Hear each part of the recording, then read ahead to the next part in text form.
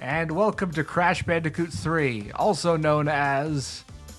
It's Crash Bandicoot Warped! Warped?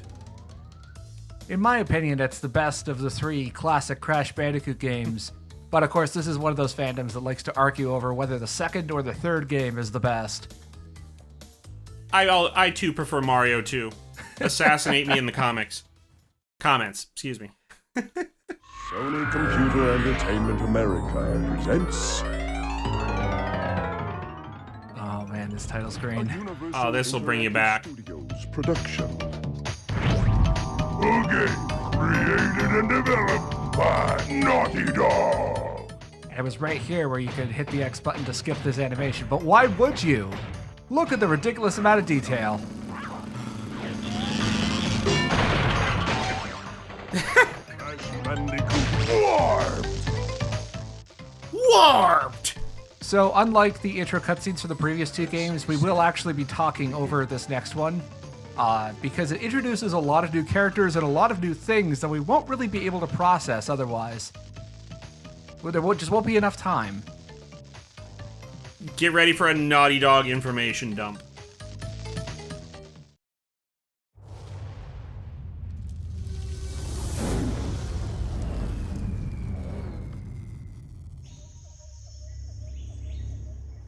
Okay, right away, I immediately think of the big boy from Austin Powers.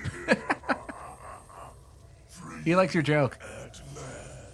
Excellent. We're on good terms now. This is also the first time that Aku Aku has a speaking role outside of the Japanese versions. Interesting.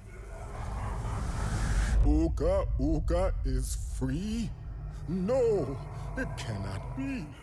In the original games, he was voiced by like a theater character actor named Mel Winkler, but in this game, it's Greg Eagles. You could very clearly hear it. He plays like half the black people in Metal Gear. The great Uka Uka even once. But you, Cortex, you have failed me twice. Great Uka Uka. It was that infernal Bandicoot. The interesting thing here is that in the original, Uka Uka was also voiced by Clancy Brown, so this entire scene is just Clancy Brown arguing with himself.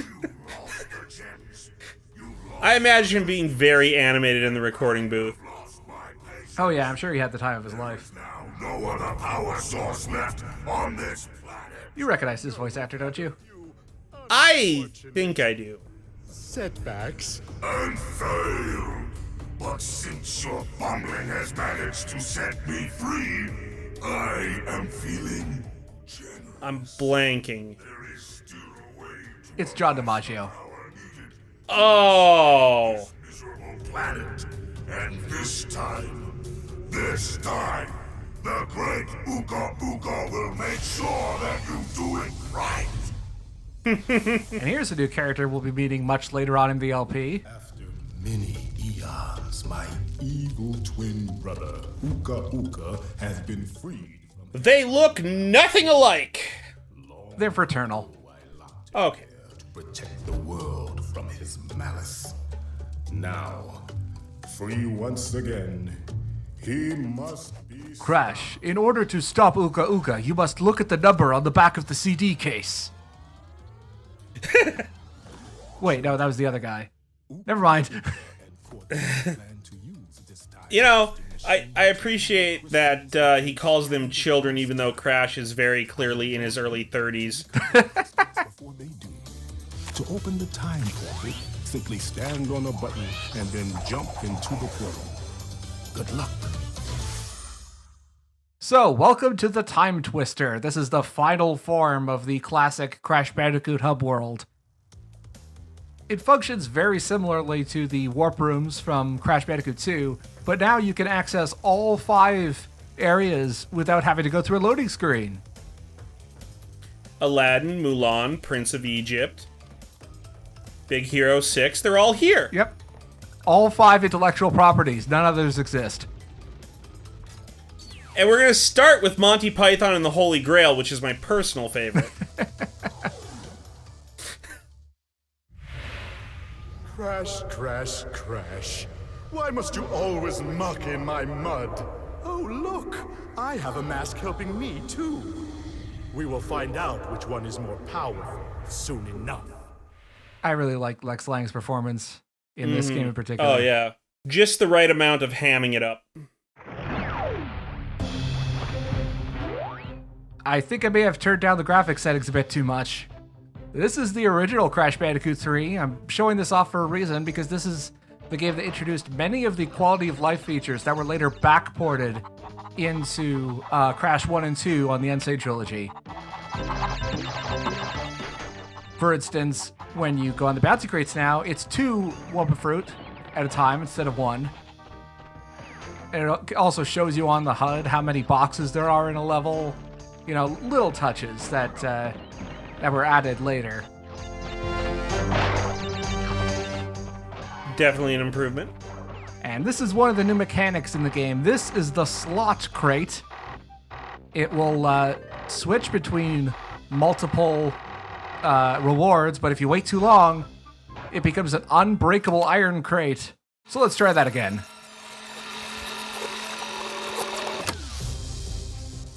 Okay, we're playing the game for real this time. So this is Toad Village. Basically, because the game now focuses on time travel, it means that they no longer have to have any thematic consistency with each level. So they can just go wild and do whatever they want. Have fun, whole hog. That must be the mud that he's digging in.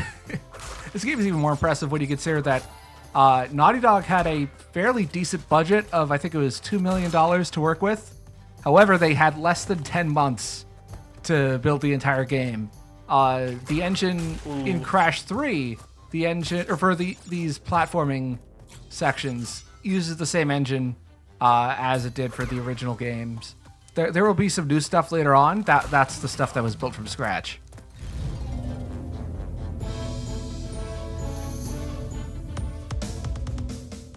Naughty Dog, a competent, respected game developer that also deals in bandicoots. Or really any Australian mammals.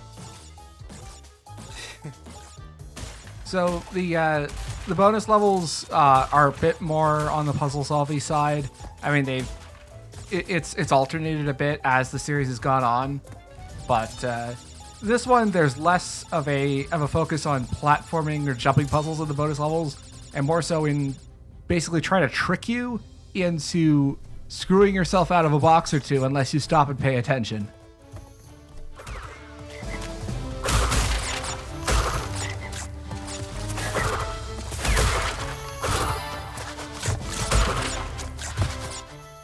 I have to admit, it's still a very pretty set of games. Yeah, this is exactly how it looked in 1998. It barely did anything. Way ahead of its time, really. We just upscaled it a little bit. You know, old television sets couldn't actually show it the way that we wanted it to look, but now on these modern HD TVs. It really sucked playing a game intended for 16:9 resolution on an old CRT, though. You know, that wasn't so good. And now we have these portals that look like something out of Terminator or something to take us to and from each level.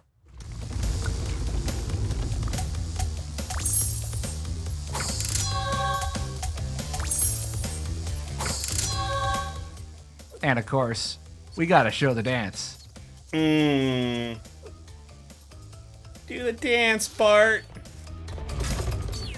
So now we can just jump right from an old English village into prehistoric times. Because at this point, it's the levels that matter more than anything else.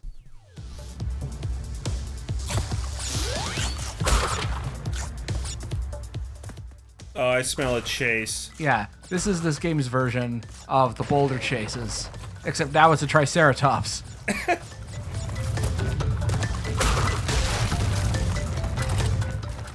This is actually one of the things where the change in engine, the physics engine changes that they made, that Vicarious Visions made, really becomes obvious, especially with those lava pits. You pretty much have to be exactly in the exact edge in order to do a full jump over it. I mean, of course, you could do a slide jump. But that's a bit awkward when it's sort of sneaking up on you like that.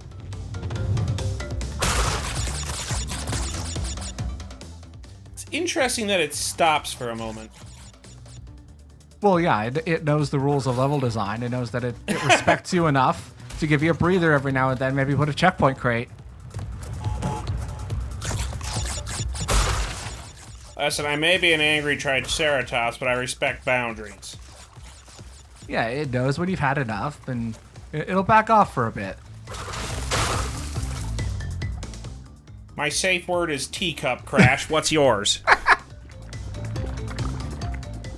So this is the Wave lab assistant who's in like some sort of ghillie suit or something, try to camouflage in with the tar. Oh man, already we're getting a color gem path.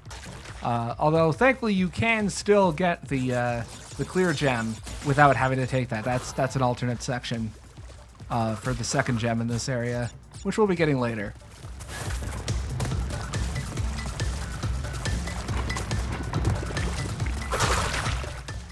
There's also one other pretty significant gimmick for the for the prehistoric levels, but we won't actually be seeing it this level. That'll be for a later one. I love that even the bonus platforms are thematic. Yeah, and speaking of thematic changes, like you may have noticed by now that the bonus area instead of having more or less the same music each time, like they did in Crash 2, this is now a different arrangement of the theme that we heard in the Time Twister. Oh yeah! That theme sort of became the unofficial anthem for Crash Bandicoot for a couple of years, where it showed up in pretty much every game that came out after Naughty Dog left. Because, as we've discussed before, it was Universal Interactive that took the intellectual property with them. Also, that grass slows you down, but you can use a spin attack to cut the grass. Yeah. Despite Crash being, one of the more iconic mascots for the PlayStation, Naughty Dog themselves did not become a first-party Sony developer until after they severed ties with Crash. Like their first Sony exclusive, in the proper sense, was Jak and Daxter. Another good series.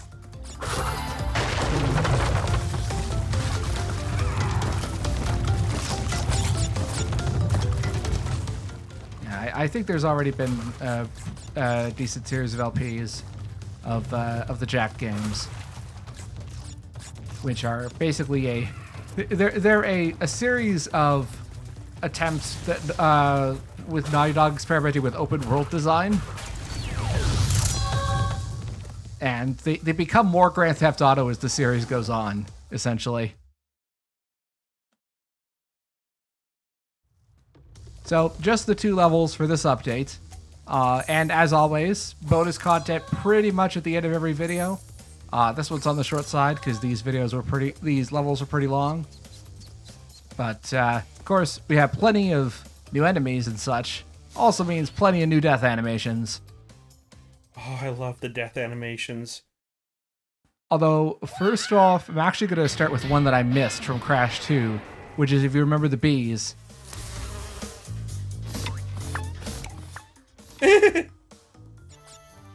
Okay, now we'll go to Crash 3. What I really like with the goats is that there are unique death animations for being hit in the front versus the back. So good. Frogs, meanwhile.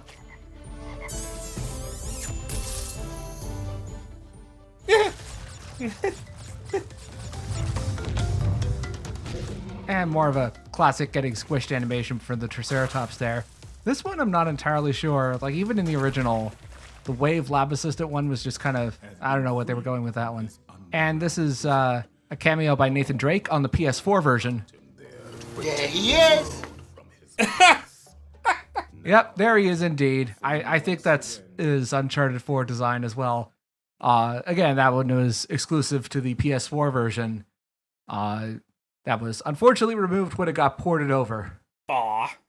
I love Naughty Dog's sense of humor about these things. Yeah, it's great. I guess I should point out that this game focuses a lot on gameplay variety and diversity.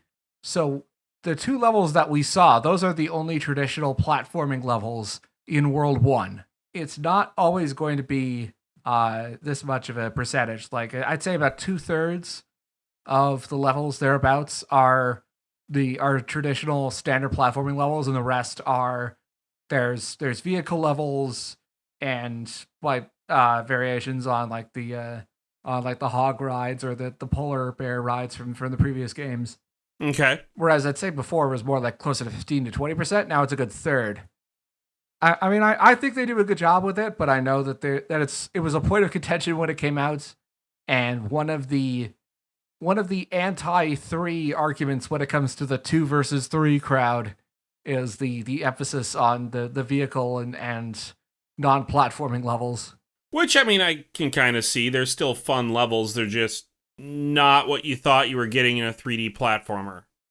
Yeah, it is clear by this point that with the tighter deadline and everything else, Naughty Dog were getting kind of sick of Crash Bandicoot. Mm-hmm. It gets really obvious with Crash Team Racing, the Mario Kart spinoff that was that came out the year after this, which, while still being a good game, it's very clear that Naughty Dog were just trying to get the shit out because it was the last game in their contract with Universal, and they just wanted to make something new. Get out clean and be done with it. Yeah. I just realizing I forgot to record something. Much like in Crash 2, if you leave a level without collecting the crystal, you will get yelled at for it, although this time, it's Aku Aku, and him being the parental figure, he's a little more understanding.